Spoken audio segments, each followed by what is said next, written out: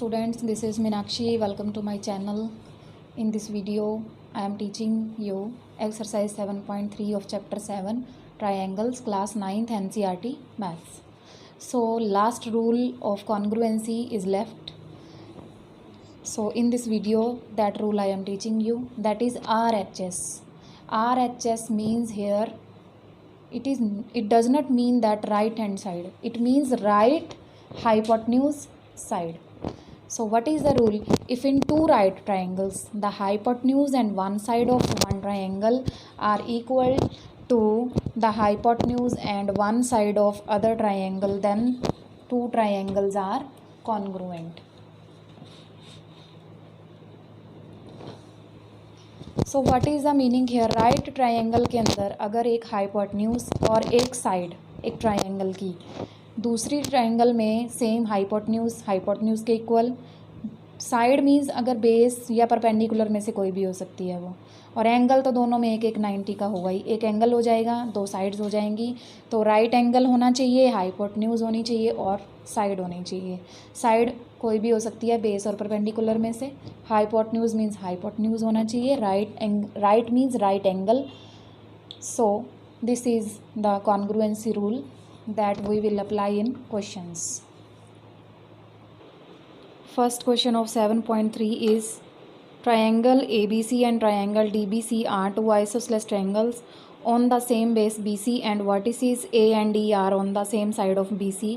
If AD is extended to intersect BC at P, show that first part is triangle ABD is congruent to triangle ACD, second part is ABP is congruent to triangle ACP, third part is AP bisects angle A as well as angle D, fourth part is AP is perpendicular bisector of BC, fourth part is AP is perpendicular bisector of BC. This is the figure of this question. Now we will prove these four parts. In first part we have to prove triangle ABD congruent to triangle ACD. So we will write here name of these triangles. In triangle ABD and triangle ACD. Now what is given to you? AB equals to AC. It is given because it is isosceles triangle. Again BDC is isosceles triangle. Therefore BD equals to CD. It is also given. Now AD is common side. AD is equal to AD, that is common.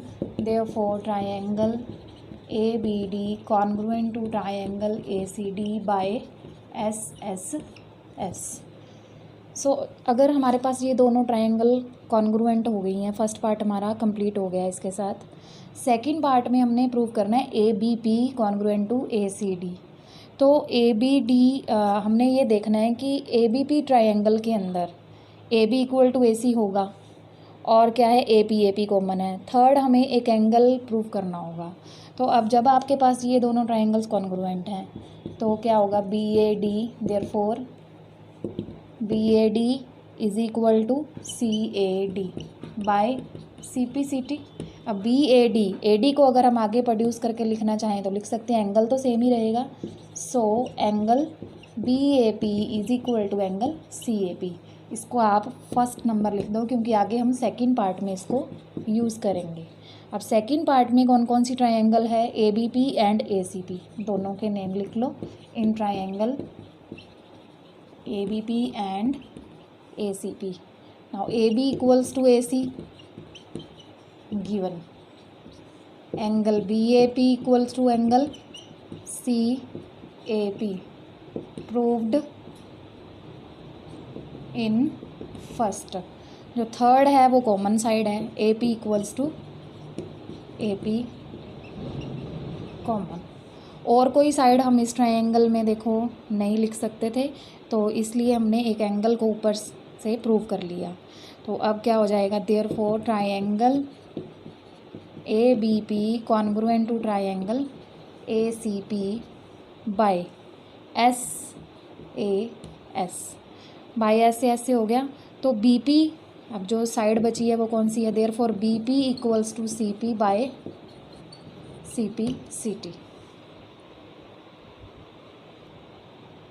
Third part में हमने prove करना है A P bisects angle A as well as angle D. Angle A तो हमने first equation में ही prove कर दिया, देखो कैसे, angle B A P equals to angle C A P, ये हमने फ्रॉम इक्वेशन फर्स्ट इक्वेशन में हम ये प्रूव कर चुके हैं। तो इसलिए ए पी ने किसको बाइसेक्ट कर दिया, एंगल ए को, देयरफॉर ए पी बाइसेक्ट्स एंगल ए। अब हमने प्रूव करना है एंगल डी को बाइसेक्ट करे, तो डी को कैसे करेगा, if B D P is equal to C D P. तो हम इन दोनों ट्राइंगल्स को कॉन्ग्रुएंट प्रूव कर देते हैं। सबसे पहले हम क्या लिखेंगे, इन दोनों ट्राइंगल्स के नेम लिखेंगे, in triangle B D P and triangle C D P. B D equals to C D, it is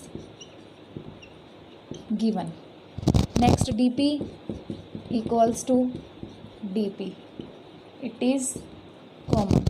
third B P equal to C P, जो हमने सी पी सी टी से लिखा था, that is proved in second part. Therefore triangle B D P congruent to triangle C D P by S S S, therefore angle B D P is equal to angle C D P by C P C T. So AP bisects angle D. Therefore, AP bisects angle A as well as angle D. Proved. Third part.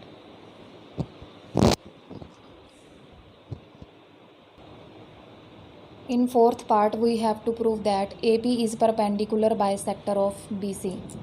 Perpendicular means 90 degree का angle prove करना है, bisector means हमने ये अभी prove किया ही है, जो हमारे पास साइड थी B P equal to C P. तो हमें एंगल 90 का प्रूव करना है। Triangle B D P congruent to triangle C D P, therefore that is proved in third part. Therefore angle B P D is equal to CPD by CPCT। अब ये दोनों angle linear pair बना रहे हैं, तो दोनों angles का जो सम है वो क्या हो जाएगा, 180 रीजन आ जाएगा, लीनियर पेयर। दोनों इक्वल हैं, किसी को भी रिप्लेस कर सकते हो, BPD plus BPD 180 degree, double of angle BPD is 180, angle BPD is 180 divided by 2 means 90 degree. अगर BPD 90 का है तो CPD भी क्या हो जाएगा, 90 का। देयरफॉर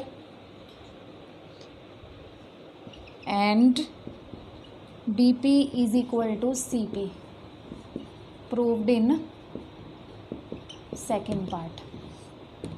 अब साइड भी प्रूव हो गया बाइसेक्टर और एंगल भी 90 डिग्री का हो गया। Therefore AP is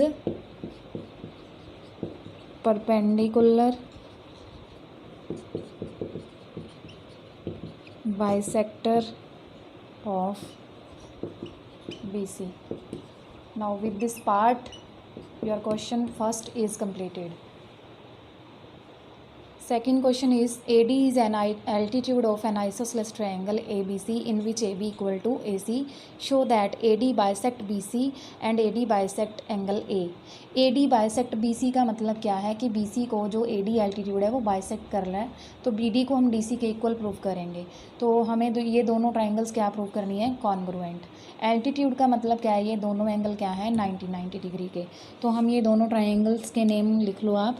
in triangle first part के लिए, in triangle BAD and triangle CAD, you can write ADB ADC also.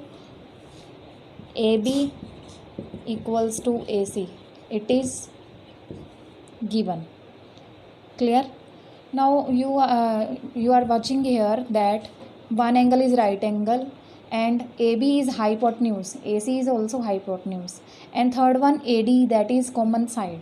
तो RHS बनाने लगे हैं, तो R के लिए हमें राइट एंगल पहले लिखना है, तो आप यहाँ पे सबसे पहले लिख लो angle ADB is equal to angle ADC each 90 degree. उसके बाद हाइपोटेन्यूज लिखोगे आप AB इक्वल टू AC, इसका रीज़न आएगा गिवन। उसके बाद side AD equal to AD, that is common. Therefore triangle BAD is congruent to triangle CAD by RHS। जब भी राइट एंगल ट्रायंगल दी हो तो आप कोशिश किया करो कि RHS बन जाए। Therefore BD equal to DC by CPCT। अगर BD और DC इक्वल हैं सो AD बाइसेक्ट DC। इससे आपका फर्स्ट पार्ट प्रूव हो गया है। अब सेकंड पार्ट के लिए आपने क्या प्रूव करना है, AD बाइसेक्ट्स एंगल A। तो अभी ये दोनों ट्रायंगल्स कॉन्ग्रुएंट प्रूव हो चुकी हैं, तो इससे हमें क्या मिलेगा, देखो सेकंड पार्ट। अभी आपने क्या प्रूव किया है, triangle BAD congruent to triangle CAD। तो अगर ये दोनों ट्रायंगल्स कॉन्ग्रुएंट हैं तो angle BAD equals to angle CAD by CPCT। अगर ये दोनों एंगल इक्वल हैं तो इसका मतलब क्या है, जो AD है एंगल A को क्या कर रही है, bisect. Therefore AD bisects angle A, proved. Now second question is completed. In this video I have taught you 2 questions of exercise 7.3. remaining 3 questions I will teach you in next video. So thanks for watching this video. Please subscribe my channel, press bell icon for more videos. Please like, share and comment also. Thanks.